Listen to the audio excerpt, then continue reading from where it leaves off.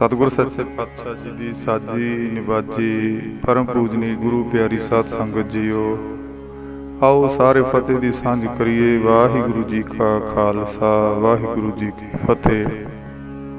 अगम अगाध पार ब्रह्म सोए, जो जो कह सो मुक्ता होए। सुन मीता नानक बिन बनता, साध जना की अचरज कथा। भावें ना कोई ऐसी कलम है जो किसी रब सरूप सतपुरखों की जीवनी लिख सकती होवे, ਅਤੇ ਸਾਧ ਸੰਗਤ जी ना ही कोई ऐसी जिभ है जो उन्हां दी कमाई वडियाई नूं बयान कर सकती होवे। शहीदां दे सिरताज पंचम पातशाह धन श्री गुरु अर्जन देव महाराज जी दे पावन पितर अमृत गुरबाणी दे वचन ने, साध की महिमा वेद न जान है, जेता सुन है तेता बख्यान है। साध की उपमा ते गुण ते दूर, साध की उपमा रही भरपूर। साध की शोभा का नाही अंत, साध की शोभा सदा बेअंत। साध की शोभा ऊंच ते ऊंची, साध की शोभा मूच ते मूची। साध की शोभा साध बन आई, नानक साध प्रभ भेद न पाई। नाम दे रसीए तत बेते ब्रह्म बेते, महापुरखां दी उपमा अथवा वडियाई कह दीए, जिस नूं बस असीं बेअंत बेअंत ही कह सकते हैं, क्योंकि इत्थे वेद शास्त्र भी हथ जोड़ गए ने। सो जिन्हां दी महिमा नूं वेद नहीं जानते ते उन्हां दी महिमा वडियाई संसार की कर सकदा। साडियां दुनियावी अखां तां ऐसे सतपुरखां दी दुनियावी क्रिया ही देख सकदियां ने, ते ऐसे नाम दे रसीए राजे जोगियां दी शोभा किसी दिमागी ज्ञान नाल नहीं कीती जा सकती, क्योंकि ऐसे अनुभवी सतपुरख बंदगीवान मन वच कर्म दे पूरे, करनी कथनी दे सूरे, सत वचन दे पूर्ण अभ्यासी सचमुच ही इस संसार दे विच संसार दे हिरदियां ते रहिंदी दुनिया तक नाम दी कमाई करके राज करिया करते ने, क्योंकि उन्हां दा जीवन धन श्री गुरु ग्रंथ साहिब महाराज की पावन गुरबाणी दे एक एक अखर ते ढाल के बिल्कुल प्रैक्टिकल हुंदा। उन्हां दा सारा जीवन परोपकार ही होया करदा है, ते उन्हां नूं गुरबाणी ने असल च दुनिया दे राजे आखिया, जिन्हां दी करतार निरंकार भी नहीं मोड़दा ਅਤੇ ਕਿਸੇ भी दुनियादार की कोई परवाह नहीं करिया करते, सगों केवल धन गुरु नानक वाहिगुरु निरंकार की हमेशा ही रजा च राजी रहंदे ने। ते इस संसार दे विच सदा मुट्ठी है जिहड़ी वो बंद करके रखते ने, सारा कुछ हुंदे होए भी मान हुंदे होए निमाणा, ताण हुंदे होए निताणा, अथवा ऐसी अवस्था दे विच ही वो विचरिया करदे ने। सो इस 20वीं सदी के महान तारक परम पूजनीक धन श्री हजूर बाबा मियाँ सिंह महाराज जी सियाड़ साहब वाले, जिन्हों ने अपने मुर्शद धन धन बाबा नंद सिंह महाराज जी कलेरां वालियां ने 10 साल 1933 तो सन 1943 तक साइकिल ते ही कह देना सौखा साध संगत जी, जेड़ा साइकिल अज भी श्री नानकसर आश्रम ठाठ सियाड़ साहब विखे बाबा जी के तप स्थान के उत्ते शशोभता संगतां दर्शन करदियां ने, ते साइकिल ते ही जाके संगत करनी कीती, बेअंत बख्शीशां मुरशद पासों प्राप्त कीतियां। सारी जिंदगी जुग जुग अटल जागत जोत धन श्री गुरु ग्रंथ साहिब महाराज जी नूं प्रतख गुरु नानक जान के सेवा कीती, ਅਤੇ ਦੇਸ਼ਾਂ ਵਿਦੇਸ਼ਾਂ ਦੀਆਂ ਲੱਖਾਂ ਹੀ ਸੰਗਤਾਂ ਨੂੰ ਅੰਮ੍ਰਿਤ ਬਚਨਾਂ ਦੀ ਵਰਖਾ ਕਰਕੇ ਗੁਰੂ ਸਾਹਿਬ ਜੀ ਦੇ ਚਰਨਾਂ ਦੇ ਨਾਲ ਜੋੜਨਾ ਕੀਤਾ। ਕਿਉਂਕਿ ਕਬੀਰ ਸੇਵਾ ਕੋ ਦੋਏ ਭਲੇ, ਏਕ ਸੰਤ ਇੱਕ ਰਾਮ, ਰਾਮ ਜੋ ਦਾਤਾ ਮੁਕਤ ਕੋ ਸੰਤ ਜਪਾਵੈ ਨਾਮ। ਇਹੀ ਧੁਰ ਦਰਗਾਹੀ ਡਿਊਟੀ ਹੋਇਆ ਕਰਦੀ ਹੈ ਸਤਪੁਰਖਾਂ ਦੀ ਮਹਾਂਪੁਰਖਾਂ ਦੀ। ਜੋ ਨਿਰੰਕਾਰ ਧੁਰ ਤੋਂ ਹੀ ਦਰਗਾਹ ਤੋਂ ਲਾ ਕੇ ਇਸ ਮਾਤ ਲੋਕ ਵਿੱਚ ਭੇਜਿਆ ਕਰਦਾ। ਆਪਾਂ ਇਸ ਸੰਸਾਰ ਦੇ ਵਿੱਚ ਕਰਮਾਂ ਦੇ ਵੱਧੇ ਆਉਂਦੇ ਹਾਂ, ਪਰ ਸਾਧੂ ਇਸ ਸੰਸਾਰ ਦੇ ਵਿੱਚ, ਇਸ ਮਾਤ ਲੋਕ ਵਿੱਚ ਸਾਡਾ ਕਲਿਆਣ ਕਰਨ ਵਾਸਤੇ ਭੁੱਲੀ ਭੁਲਾਈ ਲੁਕਾਈ ਨੂੰ ਸਿੱਧੇ ਰਸਤੇ ਉੱਤੇ ਪਾਉਣ ਦੇ ਲਈ, ਨਿਰੰਕਾਰ ਦੇ ਰੱਬ ਦੇ ਨਾਮ ਦਾ ਹੋਕਾ ਦੇਣ ਦੇ ਲਈ ਆਇਆ ਕਰਦੇ ਨੇ। ਪਰਮ ਪੂਜਨੀ ਧੰਨ ਸ਼੍ਰੀ ਹਜ਼ੂਰ ਬਾਬਾ ਜੀ ਸਿਆੜ ਸਾਹਿਬ ਵਾਲਿਆਂ ਦੀ ਹਜ਼ੂਰੀ ਨਿੱਜੀ ਸੇਵਾ, ਹਜ਼ੂਰ ਦੇ ਅਨੰਨ ਸੇਵਕ ਬਾਬਾ ਜੀ ਦਾ ਹੀ ਮੌਜੂਦਾ ਨਿਜ ਸਰੂਪ ਪਰਮ ਪੂਜਨੀ ਧੰਨ ਧੰਨ ਸ਼੍ਰੀ ਹਜ਼ੂਰ ਬਾਬਾ ਹਰਨੇਕ ਸਿੰਘ ਮਹਾਰਾਜ ਜੀ, ਜਿਨ੍ਹਾਂ ਨੇ ਸੰਨ 1959 ਤੋਂ ਲੈ ਕੇ 1994 ਤੱਕ ਲਗਾਤਾਰ ਸਾਧ ਸੰਗਤ ਜੀ ਨਿਰਇੱਛਤ ਤਕਰੀਬਨ 35 ਸਾਲ ਜਿਹੜੀ ਉਹ ਸੇਵਾ ਕਮਾਉਣੀ ਕੀਤੀ। ਇਹ ਜੋ ਅਣਥੱਕ ਸੇਵਾ ਨਾ ਇਸ ਦਰ ਤੇ ਮੁਰਦੇ ਹੋ ਕੇ ਕੀਤੀ, ਜਿਹਦੀ ਮਿਸਾਲ ਸੰਸਾਰ ਦੇ ਵਿੱਚ ਉਹ ਆਪ ਹੀ ਨੇ। ਕੋਈ ਸ਼ਬਦਾਂ ਦੇ ਨਾਲ, ਅਲਫਾਜ਼ਾਂ ਦੇ ਨਾਲ ਉਹਨੂੰ ਬਿਆਨ ਨਹੀਂ ਕੀਤਾ ਜਾ ਸਕਦਾ। ਇਸ ਬਾਰੇ ਸਾਰੀ ਸੰਗਤ ਆ ਉਹ ਜਿਹੜੀ ਭਲੀ ਭਾਂਤ ਜਾਣਦੀ ਆ। ਆਗਿਆ ਸਮ ਨਹੀਂ ਸਾਹਿਬ ਸੇਵਾ, ਤੇ ਪਾਵਨ ਗੁਰਬਾਣੀ ਦੇ ਜੋ ਬਚਨ ਨੇ, ਭਾਈ ਕਿਰਿਆ ਚਾਰ ਕਰੇ ਖਟ ਕਰਮਾ ਇਤ ਰਾਤੇ ਸੰਸਾਰੀ, ਅੰਤਰ ਮੈਲ ਨਾ ਉਤਰੈ ਹਉਮੈ ਬਿਨ ਗੁਰ ਬਾਜੀ ਹਾਰੀ, ਮੇਰੇ ਠਾਕੁਰ ਰਖ ਲੇਵੋ ਕਿਰਪਾ ਧਾਰੀ, ਕੋਟ ਮਧੇ ਕੋ ਵਿਰਲਾ ਸੇਵਕ ਹੋਰ ਸਗਲੇ ਵਿਵਹਾਰੀ।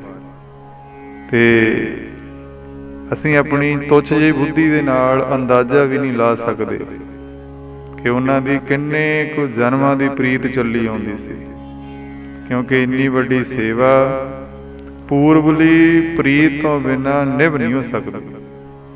ਤਨ ਮਨ ਧਨ ਸਭ ਸੌਂਪ ਗੁਰ ਕੋ ਹੁਕਮ ਮੰਨਿਆ ਪਾਈਐ।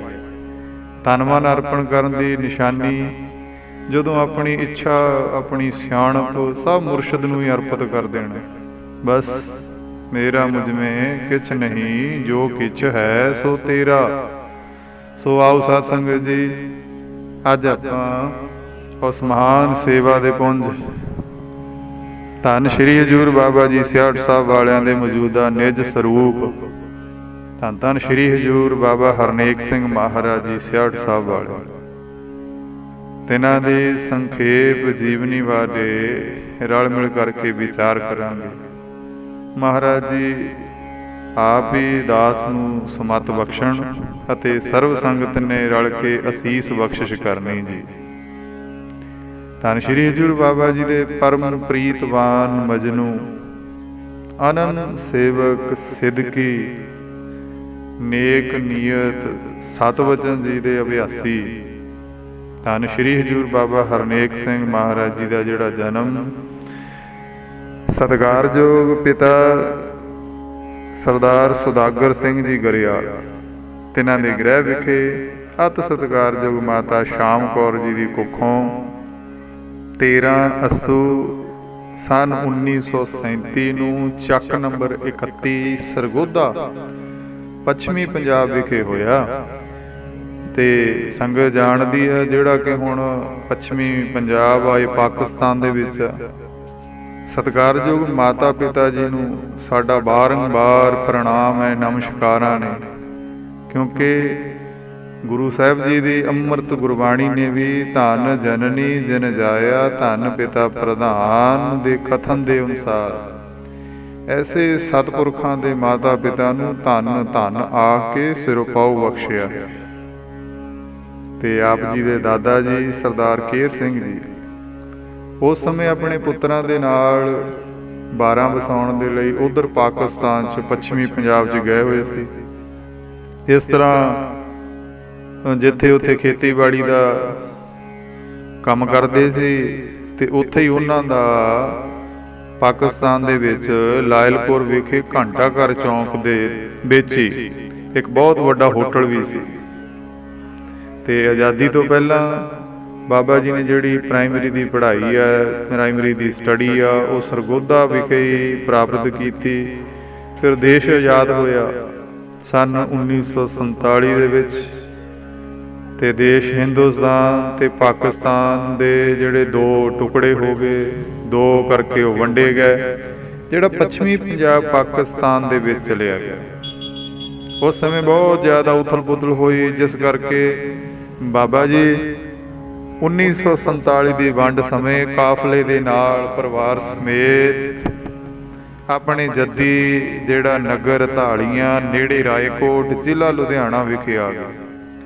ਸੋ ਸਾਧ ਸੰਗਤ ਜੀ, ਇੱਥੇ ਇਹ ਵੀ ਮੈਂ ਜ਼ਰੂਰ ਦੱਸਣਾ ਚਾਹਾਂਗਾ ਵੀ ਇਹ ਭਾਗਾਂ ਭਰਿਆ ਇਹ ਨਗਰ ਸ਼ੋਭਨੀਕ ਧਰਤੀ ਨਗਰ ਧਾਲੀਆਂ ਜ਼ਿਲ੍ਹਾ ਲੁਧਿਆਣਾ, ਜਿਸ ਦੇ ਵਿੱਚ ਛੇਵੇਂ ਸਤਿਗੁਰੂ ਮੀਰੀ ਪੀਰੀ ਦੇ ਮਾਲਕ ਦਲ ਭੰਜਨ ਗੁਰਸੂਰਮਾ ਵਡ ਯੋਧਾ ਬਹੁ ਪਰਉਪਕਾਰੀ ਧੰਨ ਸ਼੍ਰੀ ਗੁਰੂ ਹਰਗੋਬਿੰਦ ਸਾਹਿਬ ਮਹਾਰਾਜ ਜੀ ਨੇ 14 ਚੇਤ ਨੂੰ ਆਪਣੇ ਮੁਬਾਰਕ ਚਰਨ ਪਾਏ।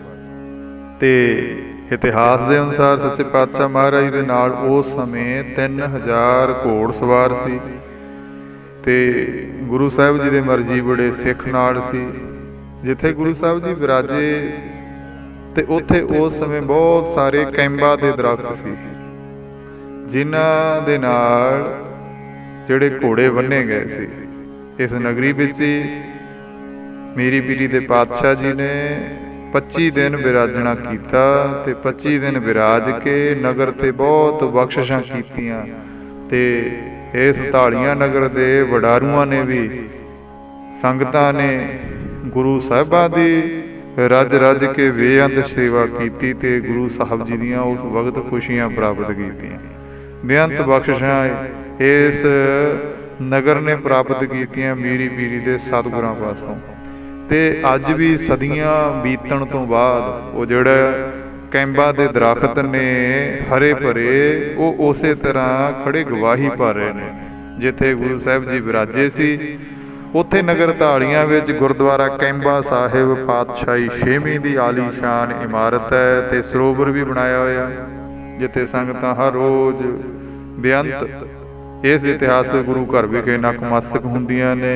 ਤੇ ਇੱਥੇ ਮਹੀਨਾਵਾਰੀ ਮੱਸਿਆ ਦੇ ਸਮਾਗਮ ਵੀ ਹੁੰਦੇ ਆ ਤੇ ਹਰ ਸਾਲ 14 ਚੇਤ ਨੂੰ ਇਸ ਕਰਕੇ ਮਹਾਰਾਜ ਜੀ ਦੀ ਆਮਦ, ਮਹਾਰਾਜ ਜੀ ਦੇ ਉੱਥੇ ਪਹੁੰਚਣ ਵਾਲੇ ਦਿਨ ਨੂੰ ਮੁੱਖ ਰੱਖਦੇ ਆ ਜਿਹੜੇ ਸਾਲਾਨਾ ਸਮਾਗਮ ਹੁੰਦੇ ਨੇ। ਸੋ ਸਾਧ ਸੰਗਤ ਜੀ, ਬਾਬਾ ਜੀ ਤਿਨਾਂ ਨੇ ਇਸ ਧਾਲੀਆਂ ਨਗਰ ਦੇ ਵਿੱਚ ਪਾਕਿਸਤਾਨ ਦੀ ਵੰਡ ਕਾਰਨ, ਦੇਸ਼ ਦੀ ਉਥਲ ਪੁਥਲ ਕਾਰਨ ਆਪਣੇ ਜੱਦੀ ਨਗਰ ਆਉਣਾ ਕੀਤਾ ਤੇ ਪ੍ਰਾਇਮਰੀ ਦੀ ਜਿਹੜੀ ਸਟੱਡੀ ਆ ਉਹ ਸਰਗੋਧਾ ਹੀ ਪ੍ਰਾਪਤ ਕੀਤੀ ਸੀ। ਤੇ ਬਾਬਾ ਜੀ ਨੇ ਜਿਹੜੀ ਮਿਡਲ ਪੱਧਰ ਦੀ ਪ੍ਰੀਖਿਆ ਨਾ, ਉਹ ਜ਼ਿਲ੍ਹਾ ਬੋਰਡ ਮਿਡਲ ਸਕੂਲ ਨਗਰ ਲਿੱਤਰਾਂ ਤੋਂ ਪ੍ਰਾਪਤ ਕੀਤੀ। ਅੱਜ ਕੱਲ੍ਹ ਇਹ ਸਕੂਲ ਸੈਕੰਡਰੀ ਬਣਿਆ ਹੋਇਆ, ਉਸ ਟਾਈਮ ਇਹ ਮਿਡਲ ਸੀ। ਭਾਵੇਂ ਉਸ ਸਮੇਂ ਨਗਰਾਂ ਦੇ ਵਿੱਚ ਜਿਹੜੀ ਐਜੂਕੇਸ਼ਨ ਦਾ ਪ੍ਰਸਾਰ ਇੰਨਾ ਕੋਈ ਸੀ, ਇਹਨੂੰ ਹੀ ਬਹੁਤ ਜ਼ਿਆਦਾ ਮੰਨਿਆ ਜਾਂਦਾ ਸੀ। ਤੇ ਉਸ ਤੋਂ ਬਾਅਦ ਬਾਬਾ ਜੀ ਆਪਣੇ ਪਿਤਾ ਜੀ ਦੇ ਨਾਲ ਸਾਧ ਸੰਗਤ ਜੀ ਖੇਤੀ ਦੇ ਵਿੱਚ ਰੁੱਝ ਗਏ, ਕਿਉਂਕਿ ਗੁਰੂ ਘਰ ਦੇ ਜਿਹੜੇ 3 ਸੁਨਹਿਰੀ ਅਸੂਲ ਨੇ ਨਾ, ਉਹਨਾਂ ਵਿੱਚੋਂ ਪ੍ਰਥਮ ਕਿਰਤ ਕਰੋ। ਤੇ ਜਿਹੜੀ ਖੇਤੀ ਜਾਂ ਇਹ ਉੱਚੀ ਸੁੱਚੀ ਕਿਰਤ ਸੀ, ਅੱਜ ਕੱਲ੍ਹ ਦੀ ਤਰ੍ਹਾਂ ਮਸ਼ੀਨੀ ਯੁੱਗ ਨਹੀਂ ਸੀ, ਸਾਰਾ ਕੁਝ ਹੱਥਾਂ ਨਾਲ ਕੀਤਾ ਜਾਂਦਾ ਸਾਧ ਸੰਗਤ ਜੀ। ਤੇ ਪਾਣੀ ਵੀ ਹਲਟਾਂ ਦੇ ਨਾਲ, ਬਲਦਾਂ ਦੇ ਨਾਲ ਖੇਤੀ ਕਰਨੀ। ਤੇ ਰਹੋ ਵਿਚਾਰ, ਬਾਕੀ ਜਿਹੜੀ ਪੜ੍ਹਾਈ ਦੀ ਗੱਲ ਆ, ਹੁਣ ਕਿਸੇ ਸੰਸਾਰੀ ਨੂੰ ਥੋੜ੍ਹਾ ਪਤਾ ਕਿ ਬਾਬਾ ਜੀ ਦੀ ਵਿਦਿਆ ਤਾਂ ਭਾਈ ਕਈ ਜਨਮਾਂ ਦਾ ਗਿਆਨ ਰੱਖਦੀ ਹੈ। ਭਾਵੇਂ ਇਹਨਾਂ ਕਈਆਂ ਜਨਮਾਂ ਦਾ ਅਧਿਆਤਮਕ ਗਿਆਨ ਹੁਣ ਕਿਸੇ ਬ੍ਰਹਮ ਵੇਤੇ ਜੋਗੀ ਨੂੰ ਮਿਲ ਕੇ ਪ੍ਰਗਟ ਹੋਣਾ ਸੀ।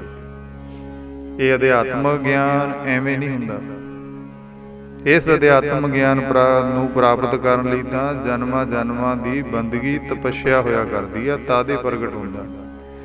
ਸੋ ਜਿਹੜਾ ਕਿਤਾਬੀ ਗਿਆਨ ਜਾਂ ਸਕੂਲ ਦੀ ਸਟੱਡੀ ਕਹਿ ਦਈਏ, ਇਹ ਚੰਦ ਜਮਾਤਾਂ ਪਾਸ ਕਰਵਾ ਦਿੰਦੀ ਹੈ, ਜਿਹਦੇ ਸਹਾਰੇ ਦੁਨਿਆਵੀ ਪਦਵੀਆਂ ਪ੍ਰਾਪਤ ਹੁੰਦੀਆਂ ਨੇ। ਪਰ ਜਿਹੜੀ ਪਰਮ ਪਦਵੀ ਨੂੰ ਪ੍ਰਾਪਤ ਕਰਨ ਲਈ ਬਾਬਾ ਜੀ ਬਾਲ ਅਵਸਥਾ ਤੋਂ ਹੀ ਤਤਪਰ ਯਤਨ ਕਰ ਰਹੇ ਸਨ, ਤੇ ਉਹਨੂੰ ਕੋਈ ਸੰਸਾਰ ਹੀ ਨਹੀਂ ਸਮਝ ਸਕਦਾ। ਕੋਈ ਗੁਰੂ ਕਾ ਬਖਸ਼ਿਆ ਹੋਇਆ ਤਾਂ ਜਿਸ ਨੂੰ ਤੂੰ ਜਾਣਾ ਹੈ ਸੋਈ ਜਨ ਜਾਣਾ, ਉਹ ਤਾਂ ਸਾਧ ਸੰਗਤ ਜੀ ਜਾਣ ਸਕਦਾ ਜਿਹਨੂੰ ਪਰ ਉਹ ਜਾਣਾ ਦੇਣਾ, ਕਿਉਂਕਿ ਸੰਸਾਰ ਦੀ ਅੱਖ ਹੋਰ ਹੋਇਆ ਕਰਦੀ ਹੈ। ਇਸ ਹੀ ਤਾਂਘ ਦੇ ਨਾਲ ਖਾਲਸੇ ਦੀ ਜਨਮ ਭੂਮੀ ਤਖਤ ਸ੍ਰੀ ਕੇਸਗੜ੍ਹ ਸਾਹਿਬ ਅਨੰਦਪੁਰ ਸਾਹਿਬ ਵਿਖੇ ਲਗਾਤਾਰ ਬਾਬਾ ਜੀ 6 ਸਾਲ ਸਾਈਕਲ ਤੇ ਹੀ ਨਕਮਸਤਕ ਹੋਣ ਲਈ ਸਾਹਿਬ ਕਮਾਲ ਧੰਨ ਸ੍ਰੀ ਗੁਰੂ ਗੋਬਿੰਦ ਸਿੰਘ ਮਹਾਰਾਜ ਜੀ ਦੇ ਚਰਨਾਂ ਦੇ ਵਿੱਚ ਜਾਂਦੇ ਰਹੇ। ਸੋ ਅੱਜ ਇਸ ਭਾਗ ਵਿੱਚ ਪਰਮ ਪੂਜਨੀਕ ਧੰਨ ਬਾਬਾ ਹਰਨੇਕ ਸਿੰਘ ਮਹਾਰਾਜ ਦੇ ਸੰਖੇਪ ਮੁੱਢਲੇ ਜੀਵਨ ਬਾਰੇ ਤੁੱਛ ਜੀ ਵਿਚਾਰ ਕੀਤੀ ਹੈ। ਬੇਅੰਤ ਹੋ ਗਈਆਂ ਨੇ ਭੁੱਲਾਂ। ਸਰਬ ਸੰਗਤ ਨੇ ਤੇ ਬਾਬਾ ਜੀ ਨੇ ਜਿਹੜੀਆਂ ਨਦਾਨ ਜਿਹਾ ਬੱਚਾ ਜਾਣ ਕੇ ਭੁੱਲਾਂ ਦੀ ਖਿਮਾ ਬਖਸ਼ ਦੇਣੀ। ਤੇ ਆਓ ਅਗਲੇ ਭਾਗ ਦੇ ਵਿੱਚ ਧੰਨ ਸ਼੍ਰੀ ਹਜ਼ੂਰ ਬਾਬਾ ਜੀ 66 ਸਾਹਿਬ ਵਾਲਿਆਂ ਦੇ ਨਾਲ ਤੇ ਬਾਬਾ ਹਰਨੇਕ ਸਿੰਘ ਮਹਾਰਾਜ ਜੀ ਦੇ ਮਿਲਾਪ ਬਾਰੇ ਆਦਿਕ ਰਲ ਮਿਲ ਕਰਕੇ ਵਿਚਾਰਾਂ ਕਰਾਂਗੇ। ਆਓ ਇੱਥੇ ਹੀ ਸਮਾਪਤੀ ਕਰਾਂ। ਫਤਿਹ ਦੀ ਸਾਂਝ ਕਰੀਏ। ਸਾਰੀ ਸੰਗਤ ਅਸੀਸ ਬਖਸ਼ੋ। ਵਾਹਿਗੁਰੂ ਜੀ ਕਾ ਖਾਲਸਾ, ਵਾਹਿਗੁਰੂ ਜੀ ਕੀ ਫਤਿਹ।